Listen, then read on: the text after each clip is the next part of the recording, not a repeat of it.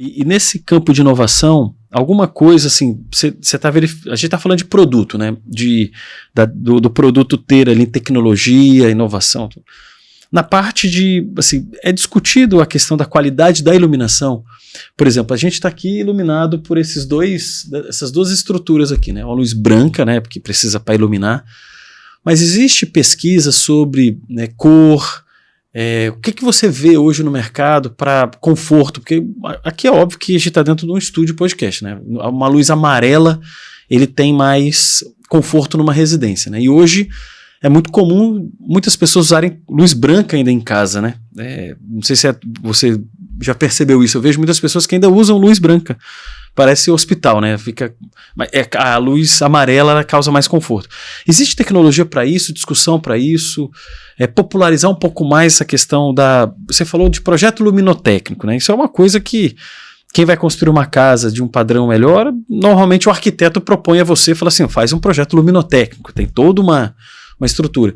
Você acha que isso vai popularizar com o tempo também, não só a tecnologia, mas também o conhecimento sobre iluminação, Roberto? Olha, a evolução das normas está acontecendo, então isso é bastante interessante. A gente tem participado, sabe, das reuniões de aprovação da de BNT, normas, das ABNT, perfeito, através da Bilux. Então isso é muito importante. A Bilux é a Associação Brasileira de Empresas de Iluminação. Tá. Exatamente. Então somos associados, a gente participa, né? E aí você tem os fóruns de discussão, e aí os comentários antes de aprovar uma norma, coloca em consulta pública, Perfeito. Aí você faz as suas observações, e aí tem toda a discussão. Então isso tem avançado, isso é um ponto muito importante. Voltando ao que você falou da luz fria, luz quente, né? luz fria, exatamente. Tem aquela Kelvin, né? Que são 3.200 Kelvin, 5.000, 6.500. Exatamente. Então, primeiro, tem a percepção das pessoas de que a luz branca ilumina mais. Isso já é um ponto que não é verdade, né? Quando você tem um luxímetro, e a gente inclusive dá de brinde para os clientes, a hora que você entrega um projeto, a gente entrega um luxímetro para ele medir. Então é um engano pensar que a luz branca, isso é uma abordagem muito importante que você fez, porque dá a impressão de que você está iluminando mais, mas na verdade não é verdade. Não é verdade. E o pior, é uma luz que normalmente ela acaba te irritando ao longo do dia, principalmente em áreas de trabalho que você fica muito tempo ali, né, parado. Chega no final do dia, você está num estágio que não deveria estar, sabe? Você está nervoso, está irritadíssimo, coisa do tipo. Então, esse é um outro padrão. A gente está tentando isso abaixar através das normas, principalmente na iluminação pública. Saiu uma consulta agora para limitar 4.000 Kelvin. 4.000 Kelvin. Que é uma luz morna. Ela não chega a ser amarela, não é amarela, mas aquela um pouco mais suave. Não é tão branca, né? Não é tão branca. Porque realmente ela começa a agredir a vista, a iluminação mais branca, sabe? Então, 5.000, 6.500, essas lâmpadas, normalmente essas brancas que você vê nos home centers, é 6.500 Kelvin. Ela é quase azulada. Quase lá, então... Mas quando você deixa ligado, o leigo ele fala, essa aqui que ilumina mais. Sim. E na verdade não é verdade. Né? Lógico, você tem os fluxos luminosos, que é o que nós falamos antes, é o que tem que ser observado. Ó, quantos lumen watt ela ilumina? Você vai ver a de 4.000, muitas vezes ela tem o mesmo fluxo ou até maior do que a de 6.500 Kelvin, que é a cor branca da cor mais amarelada, né? A branca fria que a gente chama. Né? Então isso é muito importante. E outra coisa que tem estudos e tem agora normativas que eu espero que venham para o Brasil também, é quanto à poluição luminosa, que faz mal, primeiro para a observação do céu.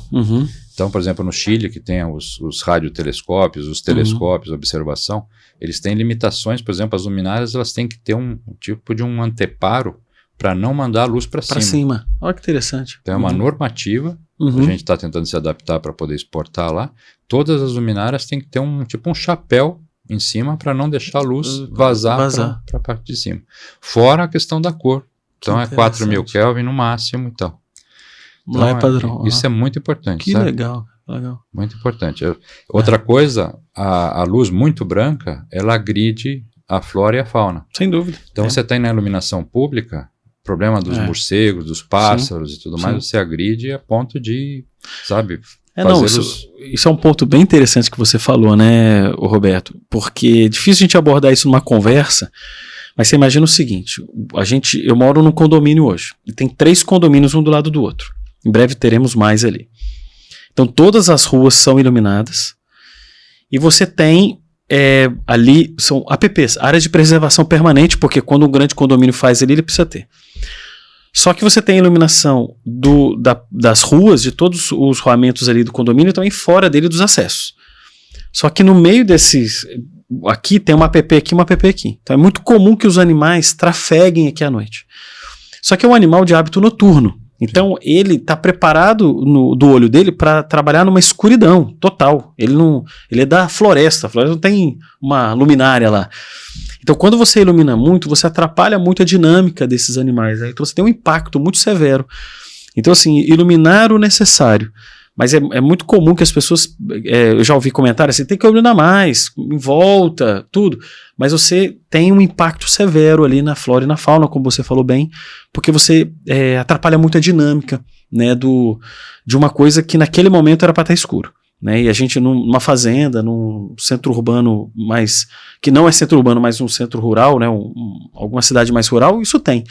Mas nas grandes cidades, aqui em Campinas mesmo, você vê, é uma cidade muito iluminada e obviamente isso atrapalha toda a dinâmica, né, dessa biodiversidade que está aqui no meio que a gente está influenciando. Então aparecem mais cobras, então você tem ali uma dinâmica de a cobra de manhã, você vê, é muito comum hoje a gente ver cobra durante o dia.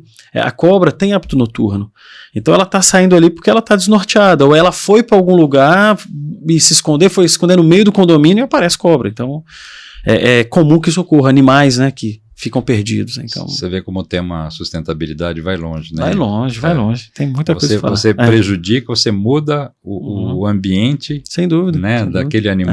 Muda, né, iluminando fora de hora e tudo mais, então tira, vamos dizer, mexe com o ciclo natural de vida dos animais, das plantas, dos insetos também, né? Tudo, dos insetos também, das abelhas. E você mexe com lixo, então você tem lixo à noite depositado ali, então ele vai acessar aquele lixo, não é do alimento dele, mas ele tá fácil ali, então isso tudo é o nosso impacto que obviamente a gente tem que minimizar. Muito bem, pessoal, vamos encerrar o segundo bloco aqui, vamos para o terceiro aqui com o Roberto Paiaro, da Nova Light. Até o próximo bloco.